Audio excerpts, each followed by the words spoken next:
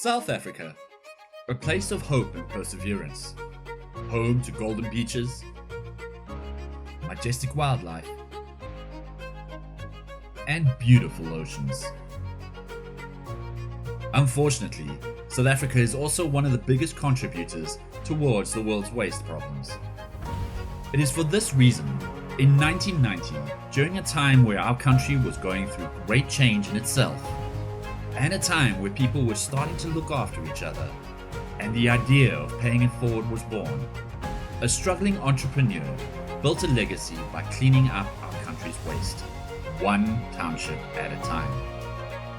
Helping the less fortunate and building a business at the same time, contributing to the birth of Genso through a small company called SA Waste Management. Genso has now grown into a group that is a powerhouse in the waste and cleaning industry. And for over 30 years, it has become a gold standard in all your waste and building management needs.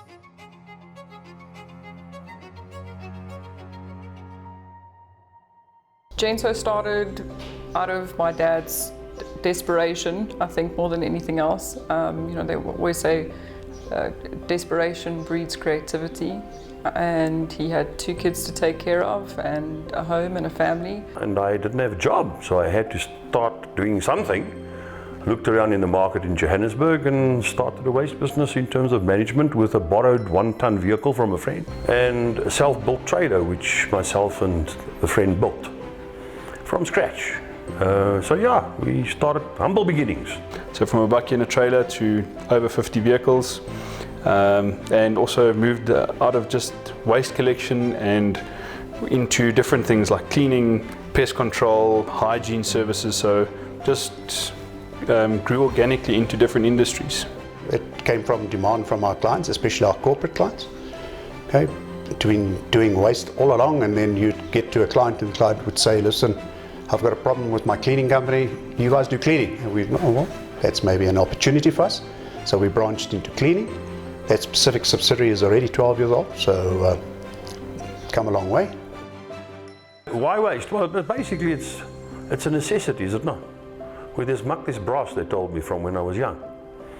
That's where I saw the market opportunity in Johannesburg at the time, and there was no particular science behind it. I didn't go and study it, and I didn't get any advice. I just thought, heck, that could possibly work because there seemed to have been a bit of a market gap. I'm passionate about people and bringing people up and making them succeed, and they help me succeed. I can't do this all on my own. I'm surrounded by good people that guide me. My children is obviously important. I've got 2, my daughter and my son. They both work in the company, but I've got lots of other adopted children as well. Catherine Mogamotsi, David Kopa, and a lot of other young people. And the legacy is to give them a start in life. None of them, including myself, had a good, really comfortable start in life. We had to create our own smoke. So when I started with the company back in 2007, I was actually just like a runner. I don't even know what to call that position. So that's somebody that basically does everything for everybody else. So I went from that to reception, and then I went from reception to working with operations. So I became like an ops admin, and then I went from there to marketing. I was in marketing for a few years, and then that's when OzoClean came to the party.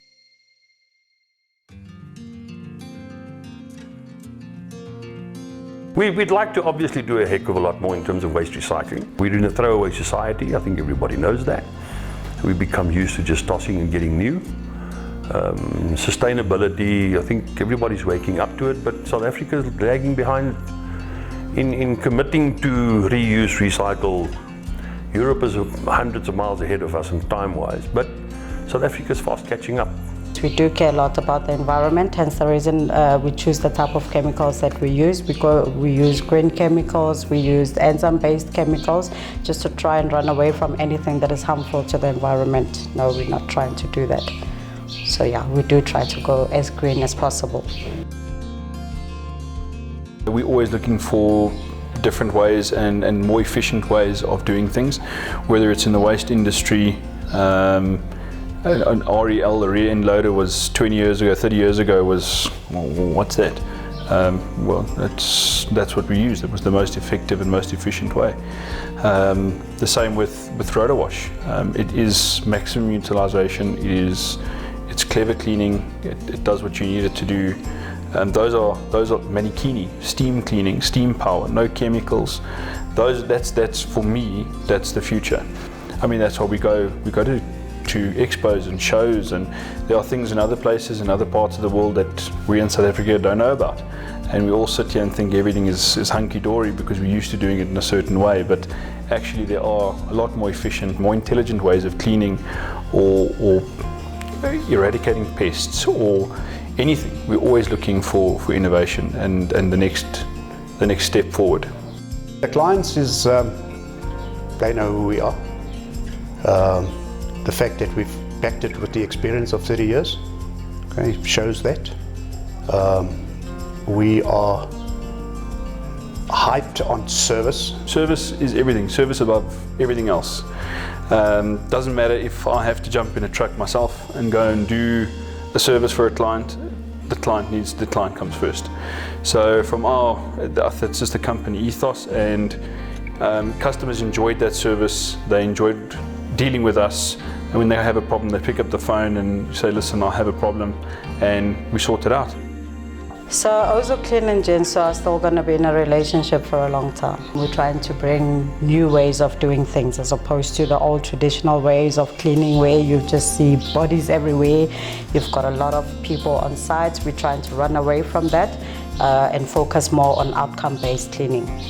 We don't donate money to silly funds to make ourselves feel better. We rather uplift our own staff that have worked for us for a couple of years and the people that are keen. We help people buy houses, people that have worked for us for a long time. We give them cars that have come out of the fleet instead of selling them. We'd rather give it to them and get them on their feet, and it adds value to their lives.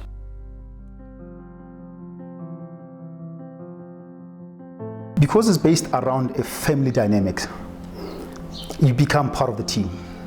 There is no hierarchy in essence.